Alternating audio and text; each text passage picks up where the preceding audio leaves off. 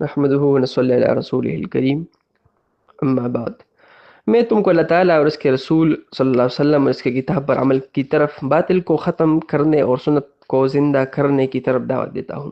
اس طرح امام مہدی صاحب بدر کے تعداد کے موافق 313 افراد میں بغیر مقررہ وقت کے ظاہر ہوں گے۔ یہ لوگ موسم خزاں میں آسمان پر منتشر بادلوں کی طرح ہوں گے۔ ابتدائی امام مہدی کے انصار راتوں کے راہب اور دن میں شیروں کی طرح ہوں گے۔ اللہ تعالیٰ امام مہدی کے لیے سرزمین حجاز فتح کر لیں گے۔ بنو ہاشم کے جتنے لوگ جیل میں ہوں گے انہیں جیل سے نکالیں گے۔ سیاہ جھنڈے کوفہ میں اتر چکے ہوں گے، وہ بھی اپنے بیت امام مہدی کے پاس بھیج دیں گے۔ امام مہدی دنیا کے مختلف اطراف میں اپنے لشکر بھیج دیں گے جو ظالموں کے لیے کے ظلم کو ختم کر دیں گے، وہ سارے شہروں پر امام مہدی کا غلبہ مضبوط ہوگا۔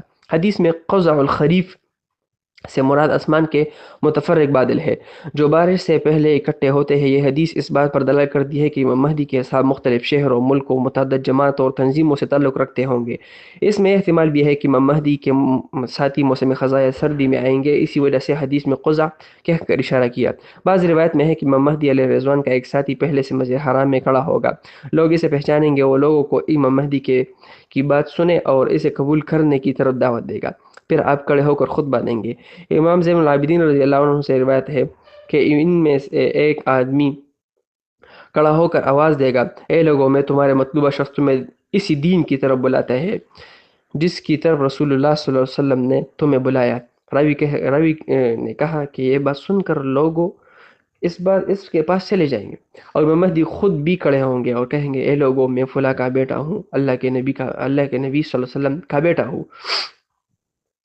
تو میں اسی دین کی طرف بلاتا ہوں جس طرف اللہ تعالیٰ کے نبی صلی اللہ علیہ وسلم نے بلایا۔ کچھ لوگ کھڑے ہو کر اس کو قتل کرنا چاہیں گے مگر 100 سے زیادہ لوگ اٹھ کر اس کی حفاظت کریں گے۔ اس روایت میں فرمایا رجل منہ، اس سے مراد یا تو ان کی نسب سے یا پھر ان کے ساتھیوں میں سے ایک آدمی کھڑا ہوگا۔ اس روایت میں فرمایا یقومون، لوگ اس کی طرف کھڑے ہوں گے۔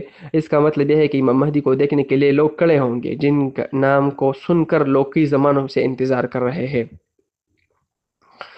یہ بھی ممکن ہے کہ روایت میں اس آدمی کے کھڑے ہونے سے مراد یہ ہے کہ سیکورٹی فورسز سے اسے بچانے کے لیے بطور محافظ ایک بندہ اس کے ساتھ کھڑا ہوگا، اور امام مہدی کے خلاف کھڑے ہونے والے میں سے مراد حجاز کی سیکورٹی فورسز ہو سکتی ہے جو امام مہدی کو قتل کرنا چاہیں گے۔